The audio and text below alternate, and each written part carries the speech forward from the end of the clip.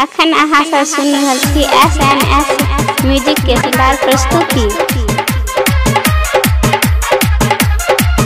DJ Sunil राज मधुबनी।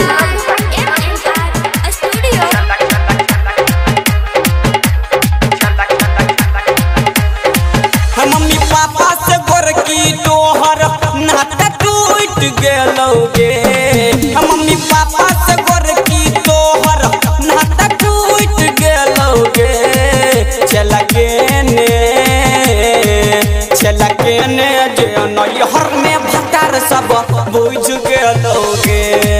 अच्छा लगे ने जे नैहर में भटार सब बुझ गेलोगे। डीजे सुनील राज मधुबनी।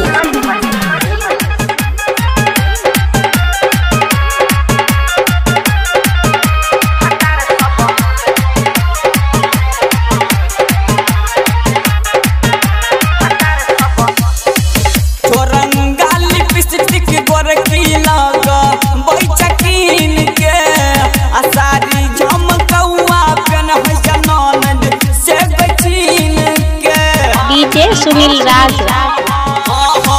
ठोरंगाली पिस्टिक गोरकी लग बैठकीन के असारी झमकौआ कन छनन से बैठीन के। अकर तैयारबा से शादी मौका तोहर छूट गेलोगे।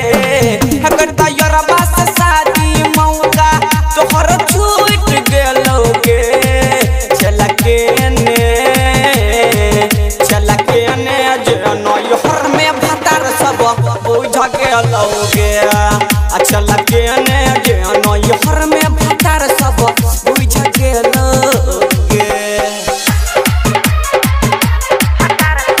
डीजे सुनील राज मधुबनी।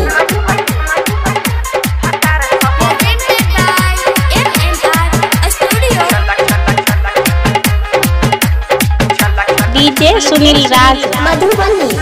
पैसा के लागल छेलौ गोरकी तोरा भूख के। भ जइतो शादी हमारा संगे रहिते खुश गे। पैसा के लागल छेलौ गोरकी तोरा भूख के। भ जइतो शादी रहिते हमारा संगे खुश गे। कृष्णा कौन भैया के सोचल सपना टूट गेलोगे। डीजे सुनील राज के सोचल सपना टूट गेलोगे। चला के ने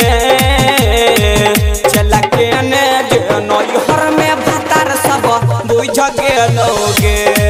अच्छा लगे ने जे नैहर में भटार सब बुझ गेलोगे। डीजे सुनील राज।